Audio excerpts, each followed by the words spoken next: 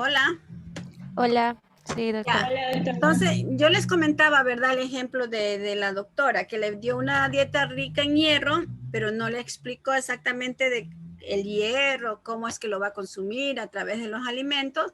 Entonces el señor ha llegado a la casa y ha puesto en un tacho con agua a una varilla de hierro y ahí la dejó macerando hasta el otro día. Y él se bebió el agua el otro día, ¿no?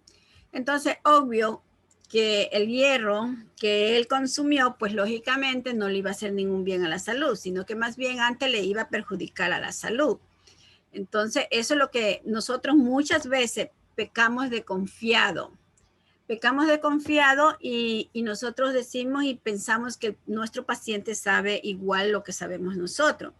Por ejemplo, cuando yo mando una dieta rica en fósforo, a mí me gusta observar a las personas ¿cómo te digo? Las expresiones, ¿no?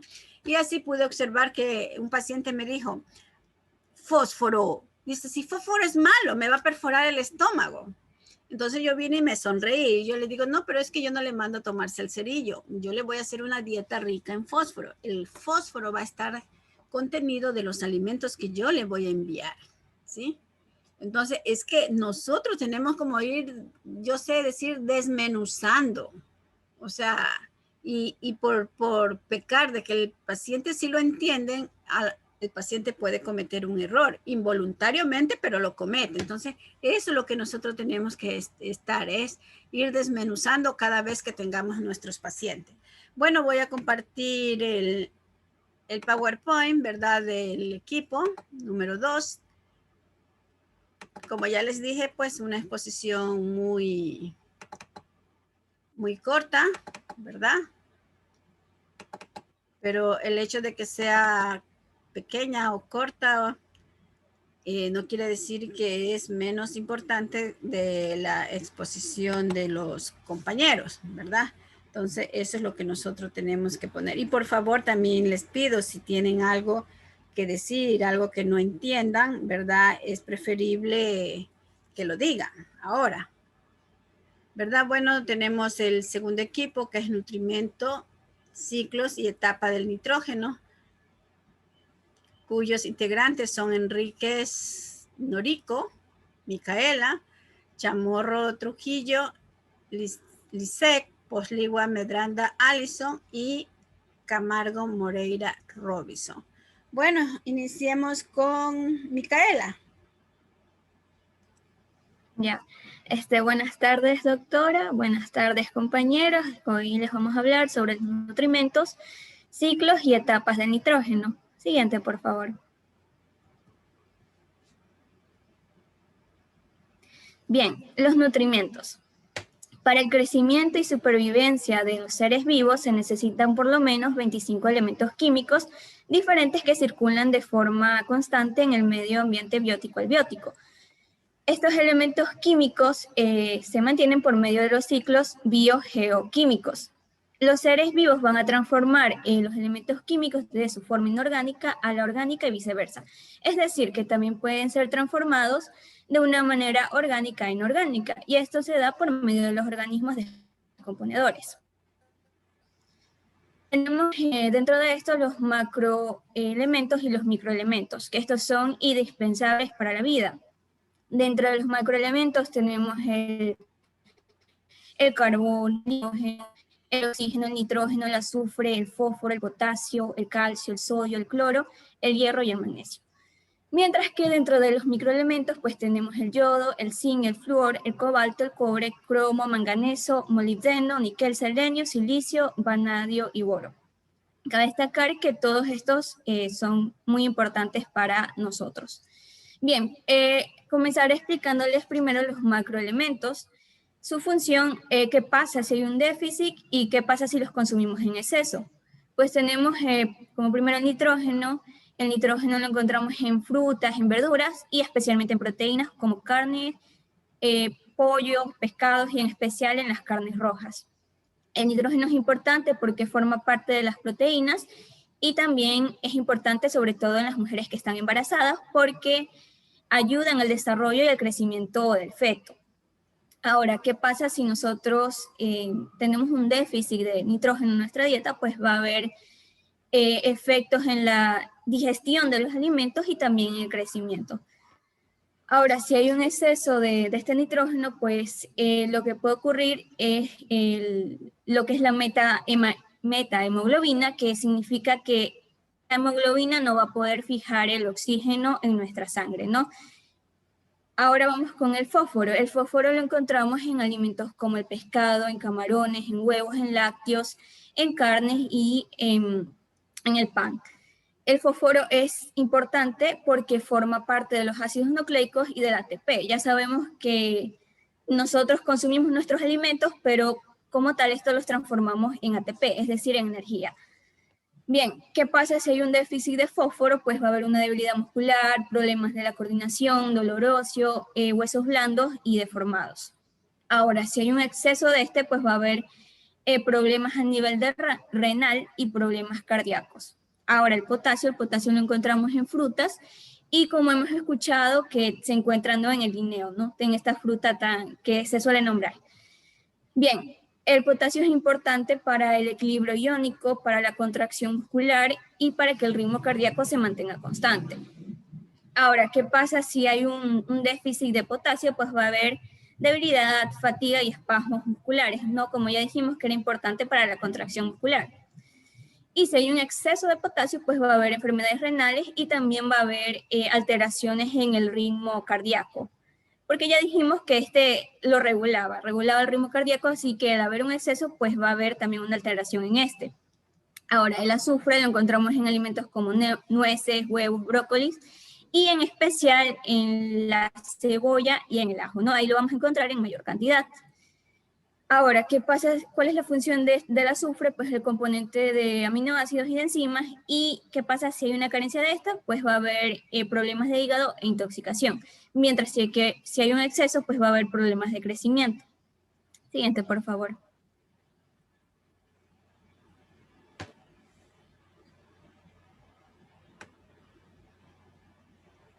Bien, continuando con los macroelementos, tenemos el magnesio. El magnesio lo encontramos en alimentos como aguacates, nueces, frutos secos, espinacas. Lo encontramos en el guineo y en general en algunas hojas verdes. Bueno, este magnesio es importante para la asimilación de calcio y de vitamina C.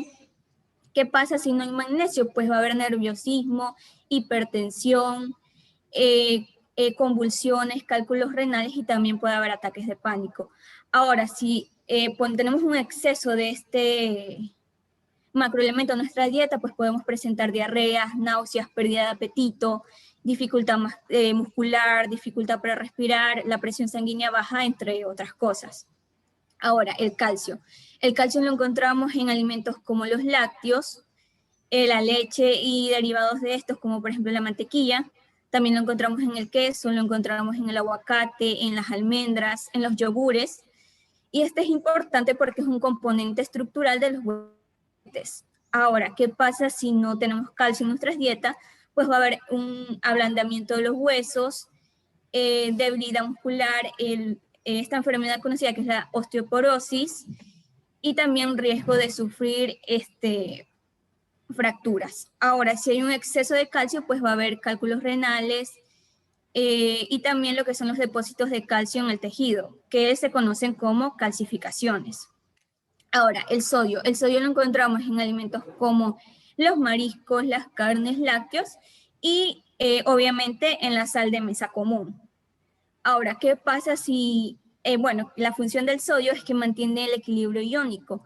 Ahora, ¿qué pasa si nos falta sodio? Pues vamos a tener deshidratación, mareos y disminución de la presión arterial, que por el contrario, si tenemos una dieta demasiado elevada en sodio, se nos va a subir la presión arterial, va a haber hipertensión, vamos a estar como irritados y nuestro cuerpo va a tender a retener líquidos.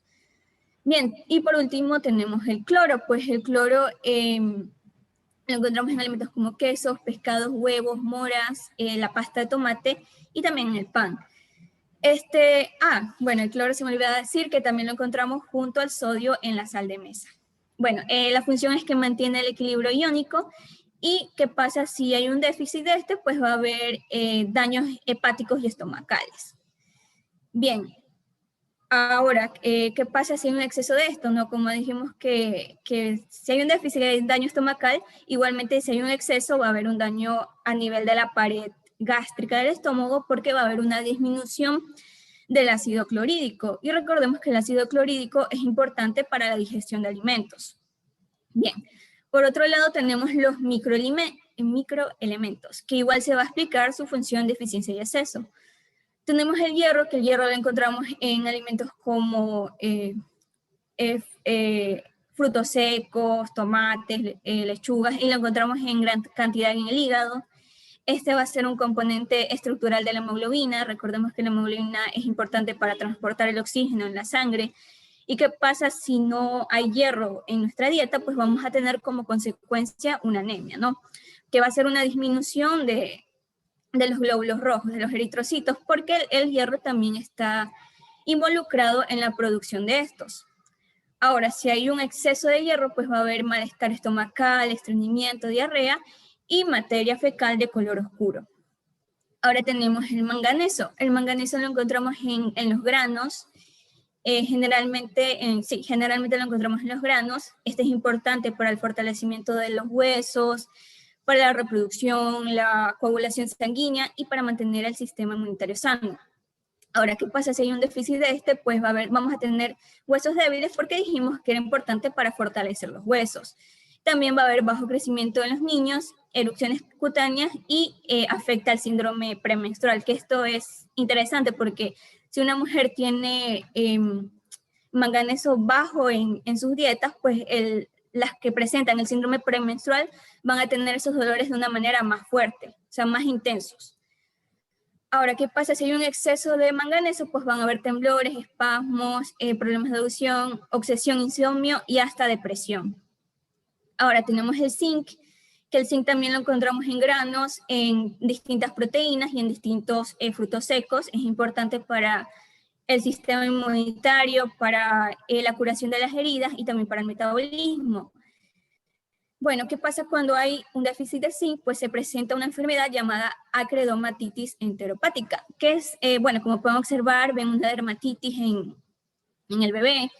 También se va a presentar alopecia y diarreas, ¿no? Y este trastorno pues se caracteriza porque no se puede absorber el zinc. Ahora, si hay un exceso de zinc, pues va a disminuir la absorción de hierro y de cobre y también la disminución del colesterol bueno, o sea, del HDL. Siguiente, por favor. Yeah. Perdón, Micaela, que te interrumpa, ¿verdad? Cabe señalar que a lo mejor ustedes cuando vean nutrición no van a ver en la profundidad de cómo es la nutrición, que tienen que verla, ¿no? Pero me parece muy bueno el material que tiene este equipo, ¿verdad? Para que ustedes siempre lo tengan atento y cuando ustedes ya vayan a no sé si séptimo semestre o octavo que ven endocrinología, ¿verdad? Ustedes vengan y revisen este material, ¿no? Solamente con la diferencia es que cuando nosotros hablamos de nutrimento y nutrición, hablamos de nutrientes, ¿verdad? ¿Cuáles son esos nutrientes? Nosotros los clasificamos como macronutriente y micronutriente. ¿Por qué macronutriente? Porque la unidad de medida es en gramos, ¿verdad? Y es la proteína, es la grasa y son los carbohidratos. Esos son los macronutrientes. Y los micronutrientes son los que nos acaba de decir Micaela, ¿verdad? Con la única diferencia que los micronutrientes se clasifican en vitaminas y minerales y los minerales se clasifican en macromineral y micromineral. Y las vitaminas, ¿verdad? Se subdividen o se clasifican en hidro y liposoluble, ¿sí? Entonces, si ustedes tienen más inquietud, porque tampoco les puedo dar aquí toda una clase de nutrición, porque nuestra asignatura no es nutrición, pero si ustedes tienen mayor inquietud cuando tengan un tiempito, ¿verdad?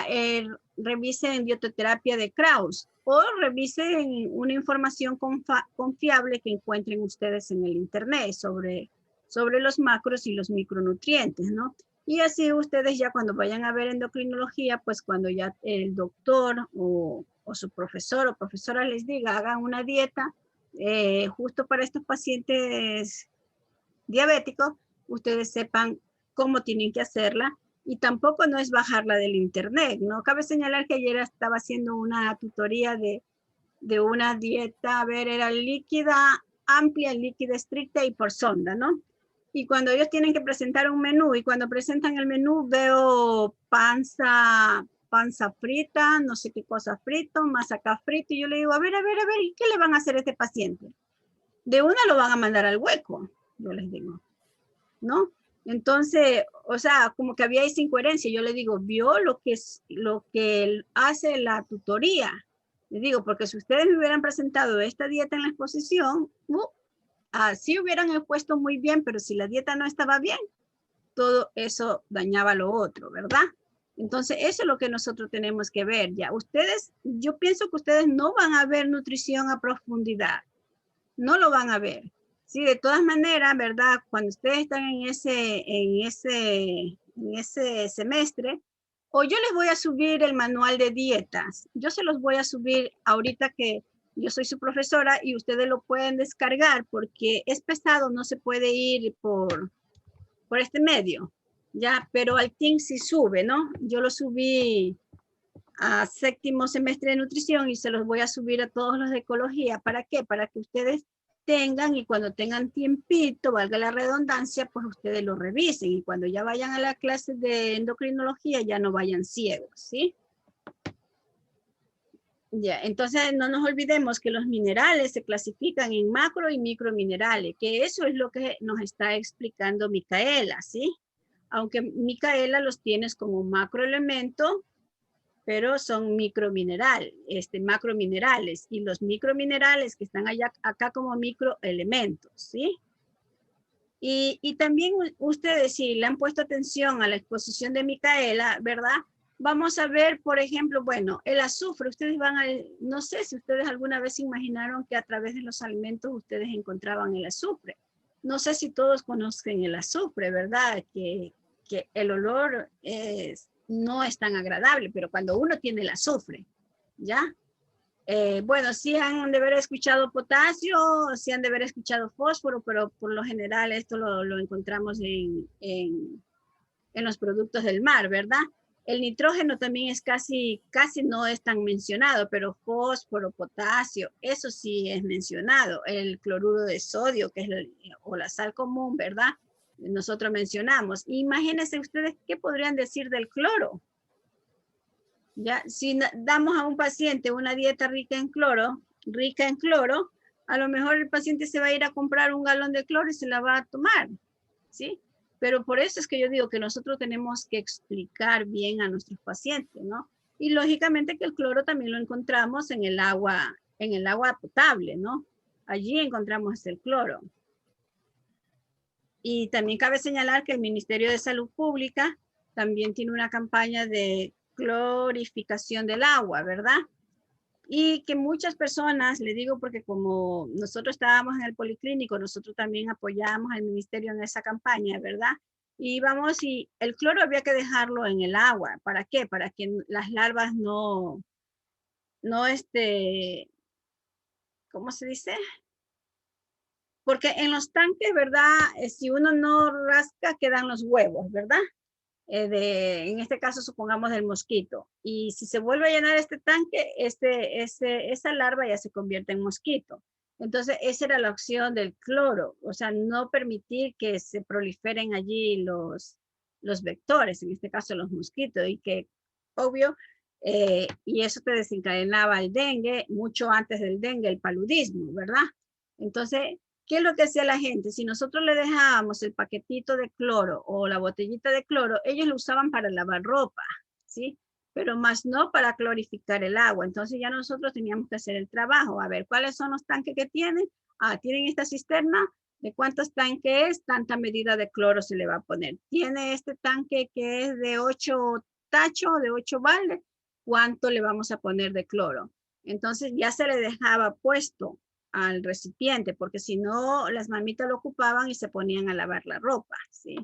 Entonces, es todo esto. Entonces, eso es, o sea, hay ciertos, y yo tampoco podría dar una dieta rica en sodio, ¿no? Porque ya Micaela ya dio los pormenores del exceso de sodio que pueda existir en nuestro cuerpo, que es lo que nos va a producir. Y yo digo que es un equilibrio, o sea, no hay por qué estar de más ni por qué estar de menos, porque el desequilibrio de más o de menos también nos provoca ciertas reacciones, ¿no? Y cabe señalar que la tabla periódica de los alimentos tiene 118 elementos químicos. Y verdad, y Micaela solo nos dice que nosotros para tener una alimentación adecuada, ¿verdad? Necesitamos ingerir de estos microelementos unos 25. ¿Cómo vamos a ingerir unos 25 de estos microelementos, no? Yo siempre sé decir, tener una alimentación variada, ¿no? ¿Qué quiere decir una alimentación variada? Que haya carbohidratos, ¿verdad? Los carbohidratos son los arroz, los granos secos, las harinas, las pastas. Que haya vitaminas y minerales, que los tenemos en las frutas y los tenemos en los vegetales. Las proteínas tenemos también de origen animal y origen vegetal, ¿verdad? Por lo general en los granos secos encontramos proteína de origen vegetal. A ver, ya les dije. Y la grasa, ¿verdad? La grasa también. O sea, yo sé decir que nosotros somos los malos de la grasa, pero la grasa en sí, si nosotros la comemos adecuadamente, la grasa no nos perjudica. Pero si comemos hoy día fritura, mañana fritura, más tarde fritura y todos los días fritura, ahí es que se nos va a subir el perfil lipídico, ¿sí? Entonces, eso es lo que nosotros tendríamos que ver. Bueno, ya no te quito más tiempo, Micaela, y seguimos.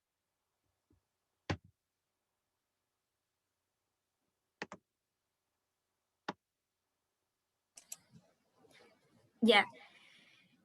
Bueno, también tenemos otros microelementos. Tenemos el cobre, el molibdeno y tenemos el boro. El cobre lo encontramos en alimentos como langosta, almendras, en ciertos frutos, en los garbanzos, en el hígado, en las semillas de girasol.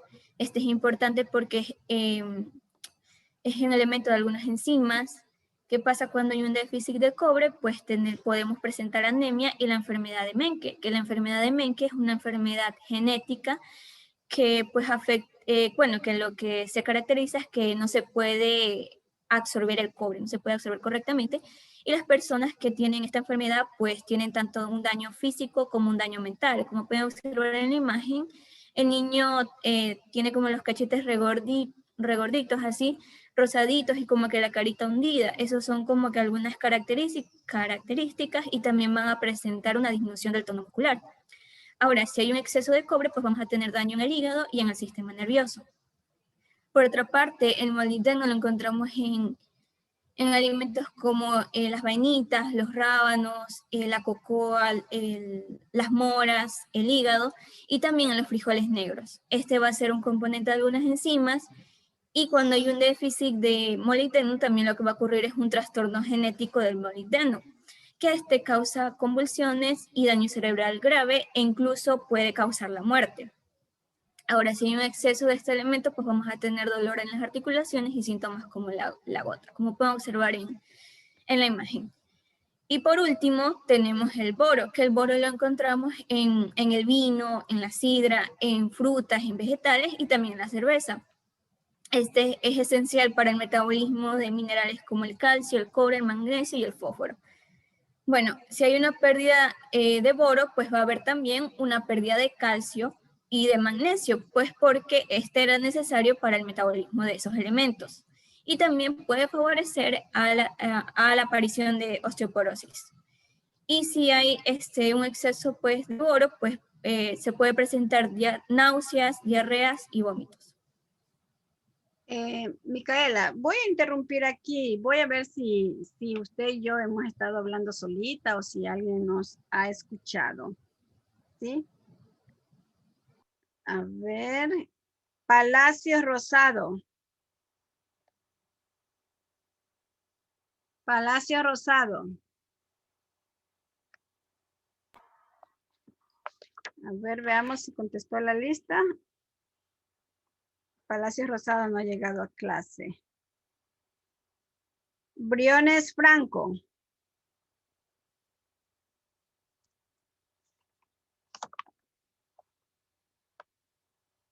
¿Sí vio Micaela? Aquí, doctora. Sí, es que estaba prendiendo el micrófono. A ver, Briones Franco María de Los Ángeles. Le hago una pregunta. ¿verdad? Micaela fue muy explícita en lo que acaba de hablar sobre los nutrientes, sobre los macros elementos y los micros elementos, los macrominerales y micros minerales, ¿verdad? Sí. Micaela también nos dijo que para nosotros cumplir con todas estas necesidades que necesitamos de estos minerales, ¿verdad? Tendríamos que consumir al número de 25. Yo le pregunto a usted, si usted va a hacer un plan de alimentación, ¿cómo lo haría? Ya, por ejemplo, si usted me dice que yo voy a hacer un plan de alimentación, yo, ahí sí se escucha. Ya, el Sí, plan de alimentación, este de aquí va a depender de lo que vaya a necesitar la persona y de cómo esté la persona. De los tanto micronutrientes y macronutrientes que vaya a necesitar o que tenga que recibir. ya, pero Por ¿cómo me lo harías? ejemplo, aquí trabajaríamos con lo que son grasas saludables.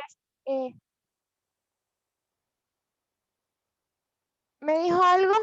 O sea, yo quiero que me digas es cómo me diría, ya, yo soy tu paciente y ya los exámenes arrojaron que yo tengo deficiencia en los minerales, independientemente si son en 2, en 3, en 4, en 5. Imagínate que en todos. ¿Cómo me haría el plan de alimentación? O sea, yo quiero que me digas, ¿cómo lo harías? Ya sería trabajando con lo que son los alimentos. Eso quiere que le mencione, los alimentos que debe Sí, consumir. claro. De aquí tendríamos que trabajar con lo que es una dieta balanceada, ¿Ya? en que contenga, a ver,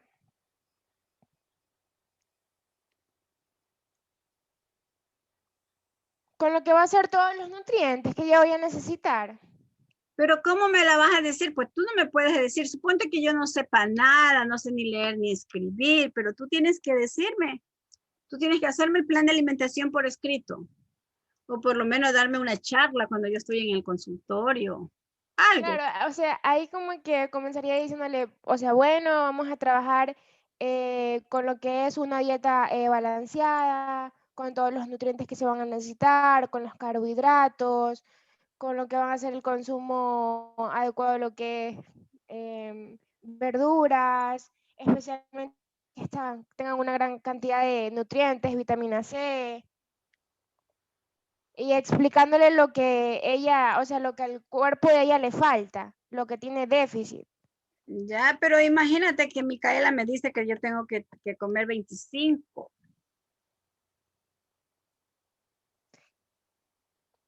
Claro, ahí le explicaría, por ejemplo, que no va a ser en un momento todo, ¿no? Que esto va a tener como que horarios, que no lo va a consumir directamente todo. Micaela, usted estaba en clase, sí escuchó cuando hablábamos perdón, María de Los Ángeles, ¿usted sí escuchó cuando yo le interrumpí a Micaela?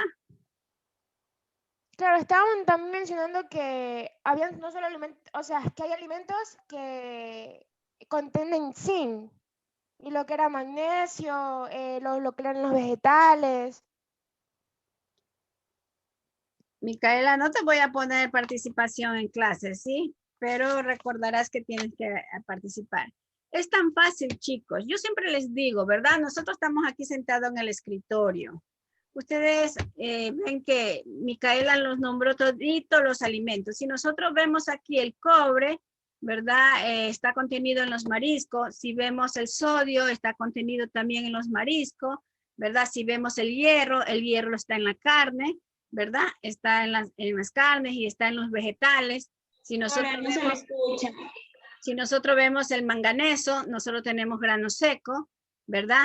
Si nosotros vemos el zinc, también tenemos una variedad de granos. Entonces, imagínate que es tan fácil hacer un plan de alimentación. Ya, y yo por lo general, ¿verdad? Yo recomiendo a los alumnos que trabajen antes les recomendaban la pirámide de alimentos.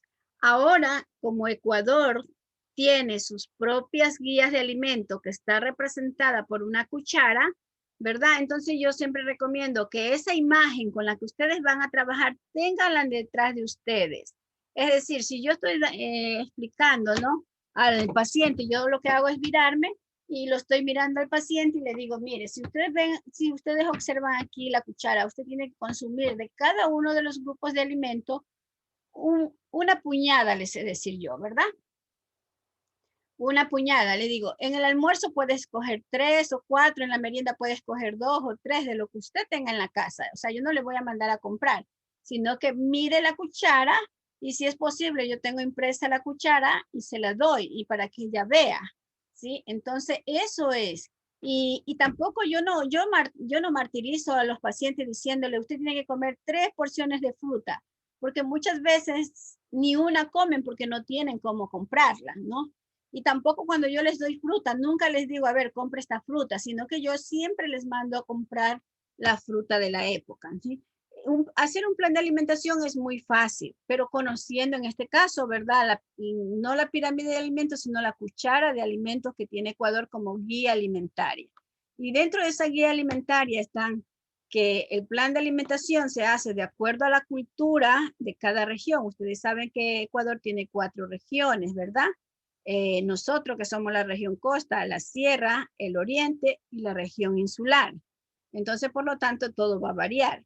Luego, en el borde de la cuchara, ahí está la actividad física y por otro ladito tenemos el agua, ¿verdad? Entonces, si vamos a hacer una dieta que la persona consuma todos los minerales, yo le podría decir, a ver, hágase una ensalada, ¿sí? Una ensalada, y si tiene pimiento rojo, póngale pimiento rojo. Si tiene pimiento verde, combine el rojo con el verde, ¿verdad? Si tiene una zanahoria, póngale unos bastones de zanahoria. Si no los quiere cocinar, hágalo finito y póngalos crudos, por decir. Y ahí le digo, a ver, ¿y qué otro vegetal tiene en su casa? Me dice limón. Ah, entonces póngale unas gotitas de limón. Entonces yo estoy haciendo la combinación de 3 o 4 vegetales, ¿verdad? Que nos van a dar vitamina C, nos van a dar hierro, ¿verdad? Nos van a dar vitamina A. Entonces, todo eso nosotros estamos combinando. Y si yo le digo, ay, si tiene una carnecita o un pescado o un pollo, sea estofado, sea a la brasa, sea en sopa, como usted lo quiera hacer, menos frito ni apanado. Si es que, por decir, si tiene sobrepeso, si es hipertensa, ¿verdad? Si tiene el perfil lipídico alto, lógicamente que yo tengo que darle esas recomendaciones, no fritos ni apanados. Porque es muy difícil si yo quiero poner ¿cómo se dice? En un plato, por decir, si Micaela me dice que el hierro está en el hígado, tengo que poner un trozo de hígado. Y si hay en el manganeso, tengo que poner una porción de granos, ¿verdad? Y así sucesivamente. Entonces el plato se me va a llenar. Entonces nosotros todos estos minerales los encontramos con mayor proporción, ¿verdad? En los vegetales y en las frutas, que es lo que nosotros tendríamos que hacer.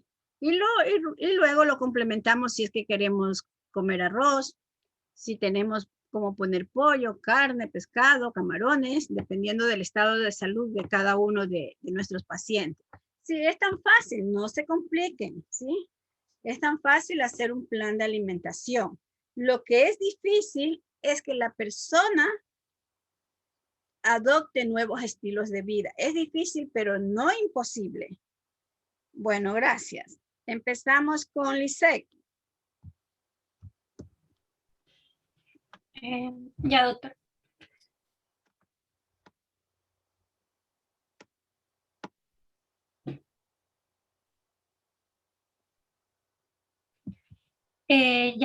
Vamos a hablar sobre los ciclos biogeoquímicos, pero antes tenemos que explicar cómo la energía fluye direccionalmente a través de los ecosistemas de la Tierra. Generalmente esta energía va a entrar en forma de luz solar y se va a disipar en forma de calor, sabiendo que los componentes químicos que forman a los seres vivos, como ya sabemos los nutrimentos, se van a reciclar. Entonces, aquí tenemos un diagrama, el cual vamos a explicar la comparación de cómo se mueve la energía y la materia dentro de los ecosistemas. Primero, como ya lo dije, ingresa el sol, ingresa la energía lumínica, y esta es captada por los productores, en este caso las plantas.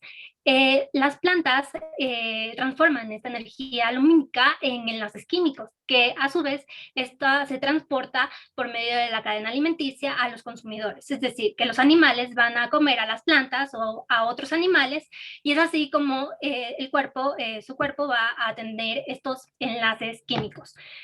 pero con el tiempo estos animales pueden morir y estos enlaces químicos que tienen los organismos se pueden disipar en forma de calor, como se puede observar en la imagen, o pueden pasar a través de intervenir los descomponedores y pasar a las reservas de nutrientes inorgánicos y así continuar el ciclo.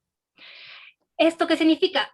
Por ejemplo, nosotros los seres humanos estamos compuestos, o todos los organismos estamos compuestos de células que a su vez están compuestos de moléculas que a su vez están compuestos de átomos. Estos átomos no son nuevos, sino que por el contrario, han estado reciclándose con el tiempo a través de la biosfera. Como ya se habló, los nutrimentos son componentes químicos y estos componentes o elementos químicos van a tener que reciclarse porque de otra manera estos se agotarían y no podría ser posible la vida. Pero también estos nutrimentos o estos componentes químicos van a estar en reservas a corto plazo o a largo plazo, pueden estar en la atmósfera, en el suelo, en el agua o en nuestro cuerpo mismo. Pero ¿qué pasa? Estos no se pueden quedar solo ahí, solo en nuestro interior o solo en las reservas, sino que tienen que reciclarse porque, como ya lo dije, esto es necesario para que otros organismos lo reutilicen y sea posible la vida. Entonces, los ciclos biogeoquímicos van a ser responsables de que estos elementos químicos se reciclen. Entonces, tenemos dos ciclos biogeoquímicos, que tenemos los ciclos gaseosos y los ciclos sedimentarios. Los ciclos gaseosos, su depósito principal va, como su nombre lo dice, en forma de gas, entonces en la atmósfera. Entonces, estos van a ser de rápida recirculación, escasos de bio por fijación y abundante en la atmósfera, como ya lo dije, y ejemplos pueden ser el ciclo del oxígeno, el ciclo del carbono y el ciclo del nitrógeno, del cual ya hablaremos más adelante. Y ahora, los ciclos sedimentarios, su depósito principal va a ser la roca sedimentaria. Estos son ciclos de lenta recirculación. Se desvían grandes cantidades por lixiviación o por el arrastre hacia las fosas profundas del mar. Y ejemplos tenemos al ciclo del fósforo, al ciclo del azufre, al ciclo del hierro, entre otros. Siguiente, por favor, doctora.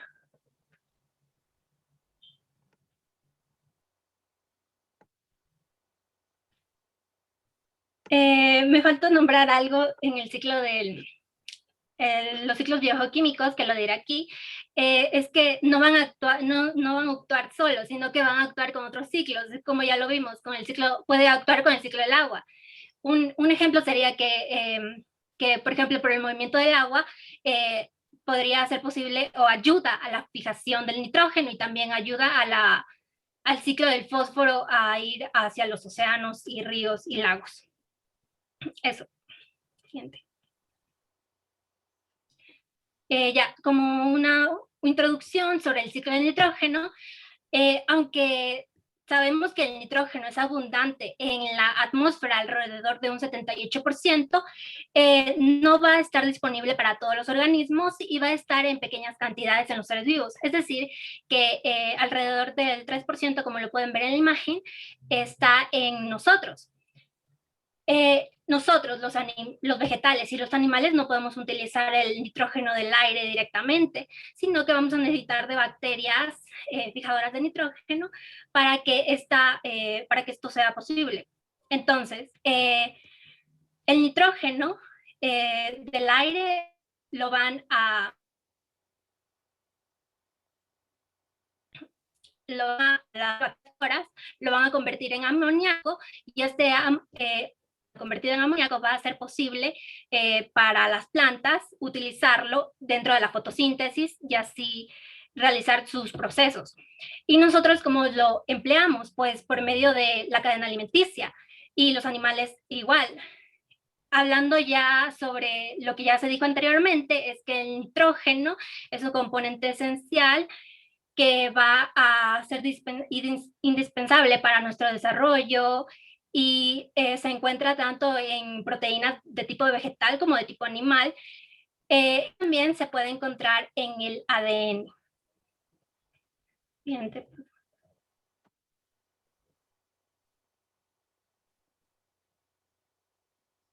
Gracias. Empezamos con Alison.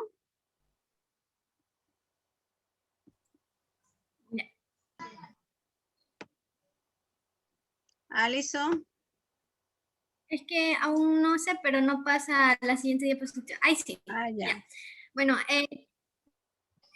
yo les voy a hablar acerca de la importancia del nitrógeno en la nutrición. Bien, debemos de tener en cuenta que ningún otro elemento puede suplir al nitrógeno, dado que junto con el carbono, el oxígeno, el fósforo, el azufre y otros elementos es responsable de los ciclos bioquímicos. Los seres vivos requieren de átomos de nitrógeno para la síntesis de moléculas orgánicas esenciales, tales como las proteínas, los ácidos nucleicos, el ADN, etc. En los aminoácidos se encuentran lo que es el nitrógeno, el carbono, hidrógeno y oxígeno, que estos son elementos estructurales principales de cada proteína, los cuales poseen un grupo amino en donde se encuentra el nitrógeno y un grupo ácido carboxilo. En cuanto a las proteínas, pues estas son muy importantes debido a que cumplen varias funciones en nuestro organismo. Entre estas funciones vamos a encontrar, por ejemplo, la función hormonal. Algunas hormonas son de naturaleza proteica, tales como la insulina y el glucagón, que estos regulan los niveles de glucosa en la sangre. También vamos a encontrar hormonas que son segregadas por la hipófisis, como por ejemplo la somatotropina, o también conocida como hormona del crecimiento, la cual ayuda a controlar el crecimiento del cuerpo. Otras hormonas de naturaleza proteica son la adrenocorticotrópica, que esta regula la síntesis de corticosteroides. Y también vamos a encontrar lo que es la calcitonina, que esta regula el metabolismo del calcio. Las proteínas, estas también van a tener una función enzimática, las cuales son las más numerosas y especializadas. Estas actúan como biocatalizadores en las reacciones químicas del metabolismo celular. Ejemplo de este tipo de proteínas tenemos a la pepsina, la hemoglobina, citocromos, proteasas, fosfatasas, lipasas, etc. En cuanto a la función de defensa, un ejemplo serían las inmunoglobulinas M, G, A, E y D, que estas se encargan de localizar y eliminar las moléculas que provocan infecciones o intoxicaciones. En sí, este tipo de proteínas ayudan a las defensas del cuerpo, protegiendo al organismo de agentes extraños o exterminándolos. También vamos a tener proteínas que estas nos van a ayudar a fabricar, regenerar y mantener los tejidos de nuestro cuerpo,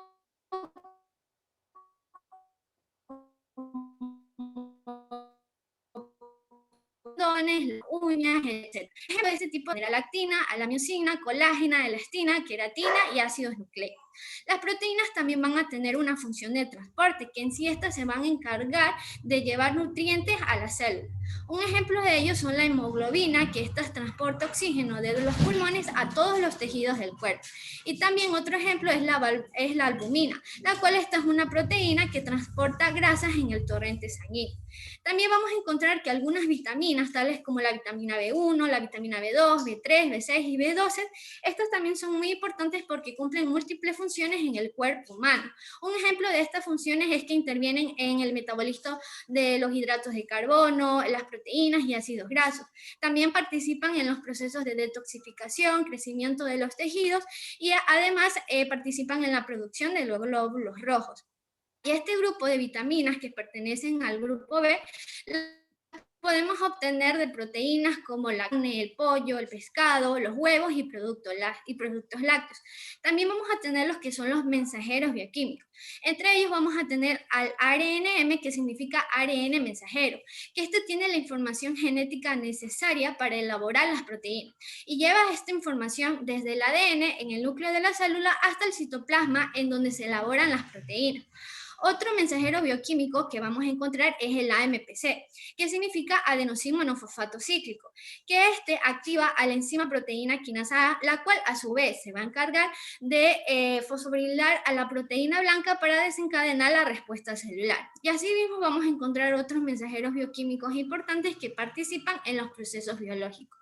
Cabe mencionar que las proteínas estas también son importantes en aplicaciones clínicas y de diagnóstico.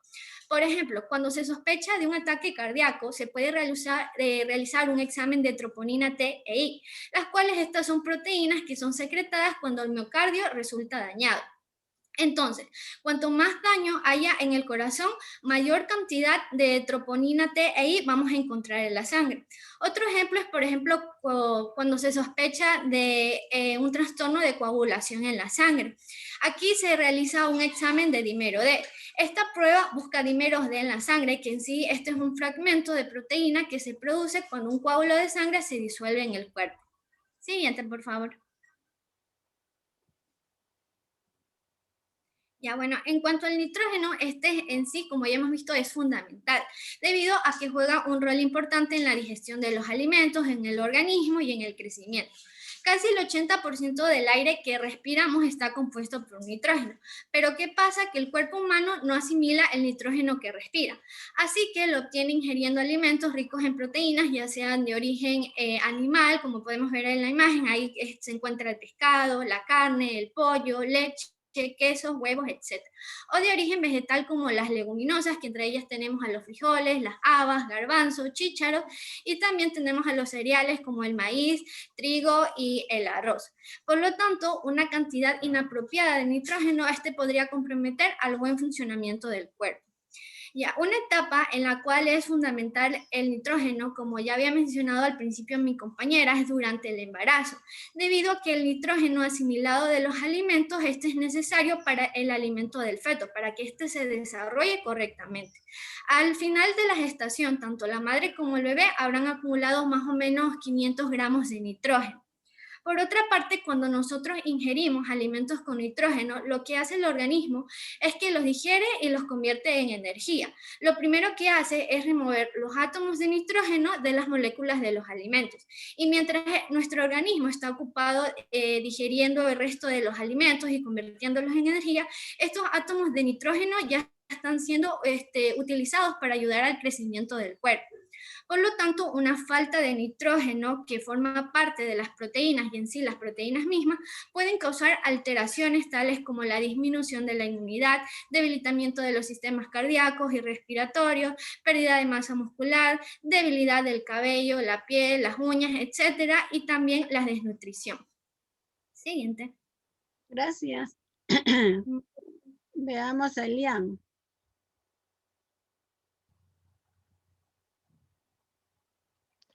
Listo. Entonces, una vez entendido lo del nitrógeno y lo importante que es para el organismo, y mucho más allá de comprender que el nitrógeno se encuentra en gran cantidad en la atmósfera, en el aire que respiramos, vale hacer hincapié en esto de que el nitrógeno que ingresa a nuestro organismo es imposible que ingrese mediante la respiración, sino que netamente lo hará mediante la alimentación y la dieta que mantengamos.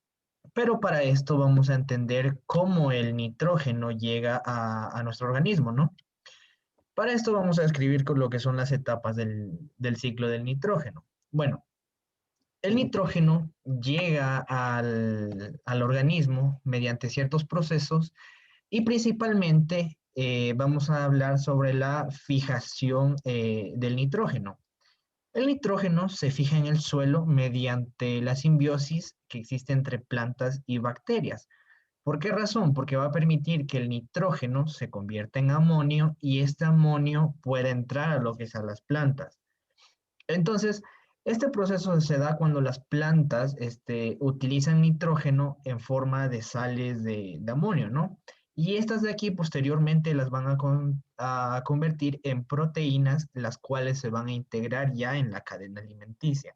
Es así como se ingresa el nitrógeno a nuestro organismo mediante la forma de nitrato. Pero para entender cómo se fija el nitrógeno en el suelo, vamos a mencionar que tenemos en la atmósfera nitrógeno gaseoso, ¿no? Por la acción de las lluvias, las precipitaciones con el agua, esta de aquí va a llegar al suelo. Mediante la acción de bacterias fijadoras de nitrógeno, esto de aquí se va a convertir en amoníaco y también mediante la fotosíntesis vamos a obtener resultado oxígeno. Siguiente diapositiva, por favor. Entonces, vamos a entender este esquema, ¿no? ¿De qué manera se fija el nitrógeno en el suelo? Porque básicamente para que el nitrógeno llegue a nuestro organismo, todo tiene que empezar en el suelo, o sea, es aquí donde empieza todo. Entonces vamos a tener dos fuentes, ¿no? Una que va a ser la atmósfera y otra que va a tener origen de un proceso de desnitrificación que se da por parte de los cadáveres, ¿no? Entonces, como lo mencioné, el nitrógeno presente en la atmósfera va a llegar al suelo por acción de la lluvia, por acción de los vientos y ciertas bacterias fijadoras van a atrapar ese nitrógeno, el cual va a fijarlo en el suelo.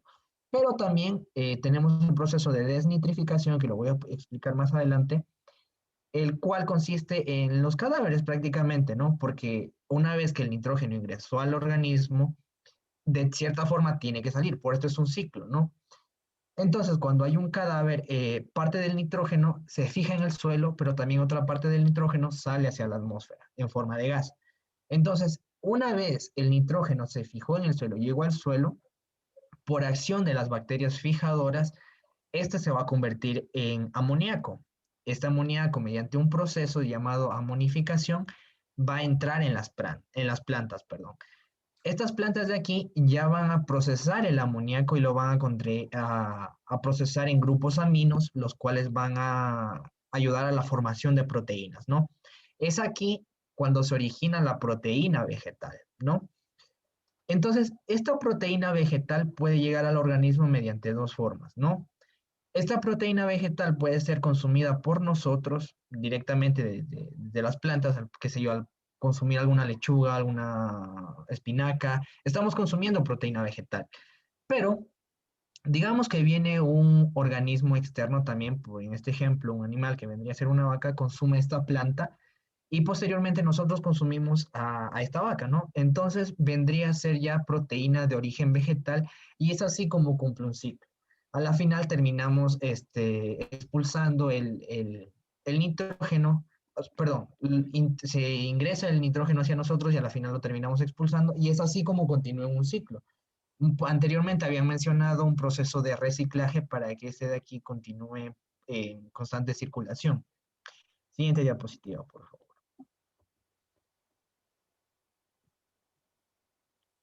Entonces, para esto vamos a hacer referencia de los tres procesos que mencioné. La amonificación, la nitrificación y la desnitrificación, ¿no? ¿Cómo se da la amonificación, no? Pues bien, como mencioné, el nitrógeno que se encuentra en la atmósfera llega a fijarse en el suelo gracias a las bacterias Bacillus clostridium, ¿no? Estos de aquí van a convertir el grupo amino de los aminoácidos del suelo en amoníaco, ¿no? Esto va a hacer que el suelo contenga un material adecuado para que las plantas puedan obtener proteínas, ¿no? A partir de este nitrógeno. Una vez que estas plantas obtuvieron las proteínas a partir del nitrógeno, para que suceda esto, primero debe haber sucedido un proceso de nitrificación. Entonces, ¿cómo se da este proceso de nitrificación? Este proceso se va a dar mediante bacterias, ¿no? Primero lo absorben en forma de nitrito y luego por acción de bacterias como la Nitrosobacter se convierten en nitrato, ¿no? Este nitrato ya es una forma de nitrógeno la cual las plantas ya pueden absorberlo para empezar a convertirlas en proteínas, ¿no? Y así poder introducirse en la cadena alimenticia. Pero bueno, una vez que todo ingresó, hablemos del proceso de desnitrificación, ¿no? Cómo ese nitrógeno que ingresó al organismo, el organismo lo aprovechó, lo utilizó para realizar ciertas funciones, cómo este de aquí regresa a la atmósfera, ¿no? Mediante un proceso de desnitrificación. Como lo mencioné, al haber un cadáver, en este caso, por así mencionarlo, algún animal muerto que esté en el suelo, ya que con los humanos no puede pasar esto por cuestiones civiles, bueno, vamos a hacer alusión a esto, ¿no? Cuando encontramos un animal muerto en la calle, a pesar de que sufre descomposición y todo eso, mediante estos procesos se produce desnitrificación gracias a bacterias también, ¿no? Ya sea, anterior diapositiva, doctora, por favor, se pasó. Gracias. Gracias a la acción de bacterias del género Thiobacillus y Pseudomonas, esas de aquí van a ayudar en el proceso de la descomposición liberando nitrógeno, ¿no? Van a desnitrificar cierta parte de este cuerpo, el cual se va a liberar de cierta forma hacia la atmósfera y parte se fija en el suelo también. Siguiente diapositiva, doctor.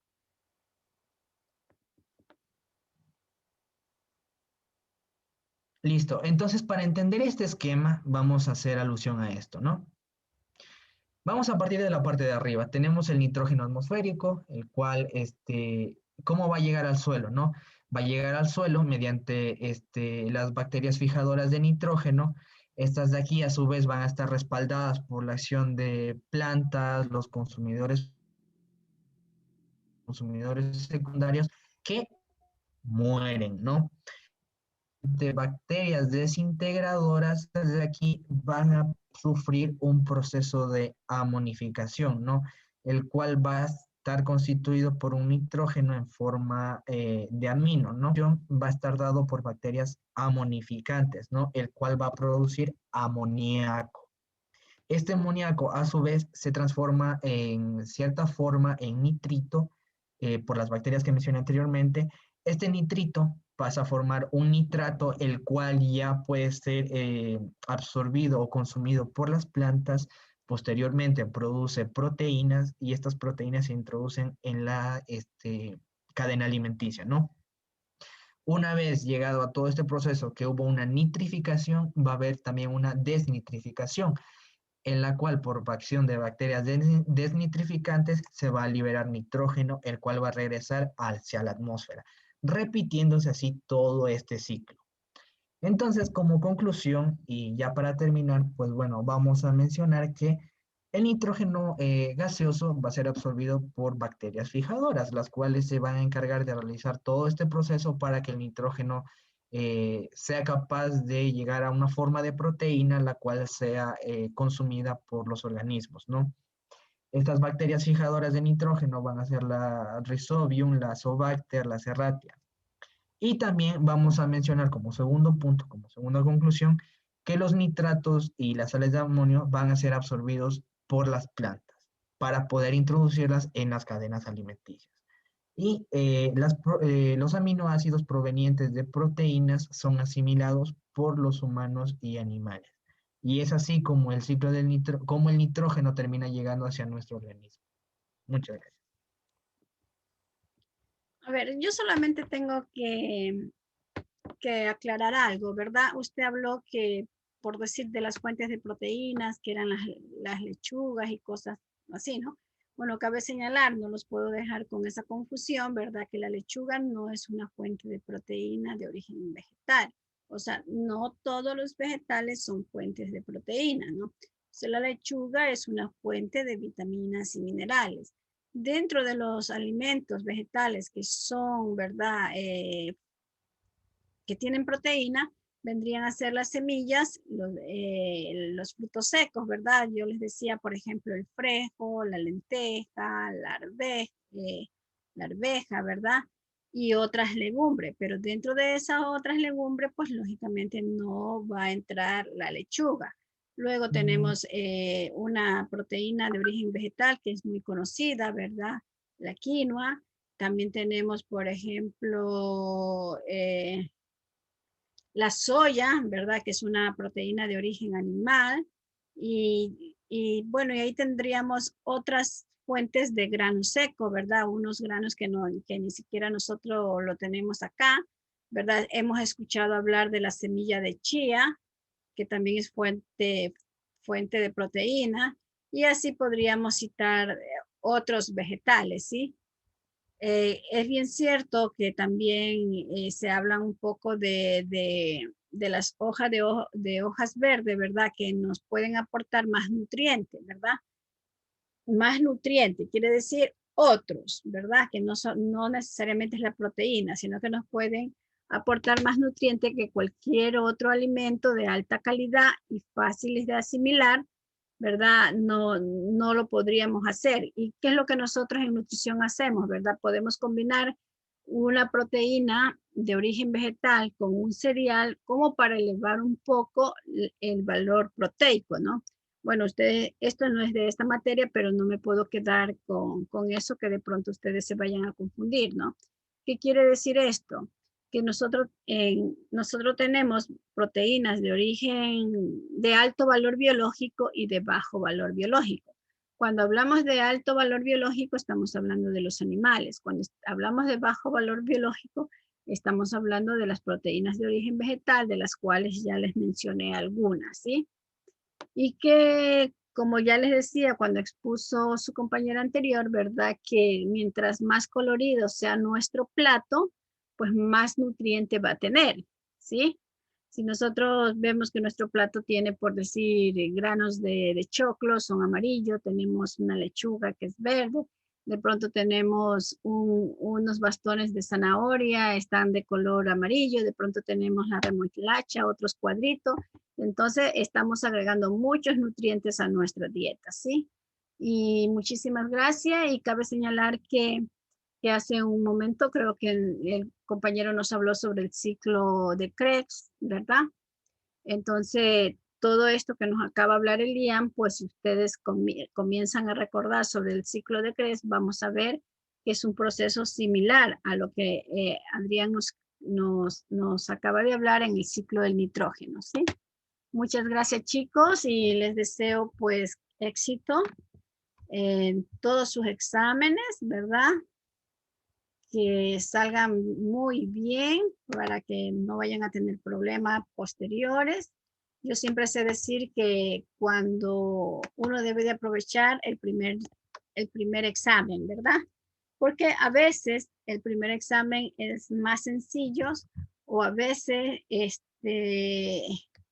hay menos contenido. En cambio, en el segundo examen, ¿verdad? Si supongamos que no alcanzamos a ver todos los contenidos del primer parcial, pues nosotros venimos y nos vamos como muy a prisa, ¿verdad? Y ahí se hace, cosa que no va a pasar con ustedes porque nosotros ya terminamos, ¿verdad? Antes estamos adelantando algo del segundo parcial para tener un poco más de tiempo para el proyecto, ¿no? Porque lo importante es primero terminar la teoría y de ahí sí dedicarnos al proyecto.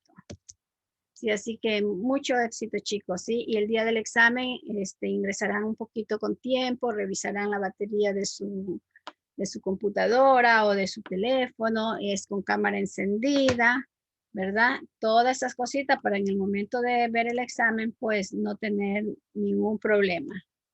Así que chicos, los dejo y que tengan terminen la tarde muy bien y tengan una noche descansada. Bye. Bye, gracias, doctora. Gracias.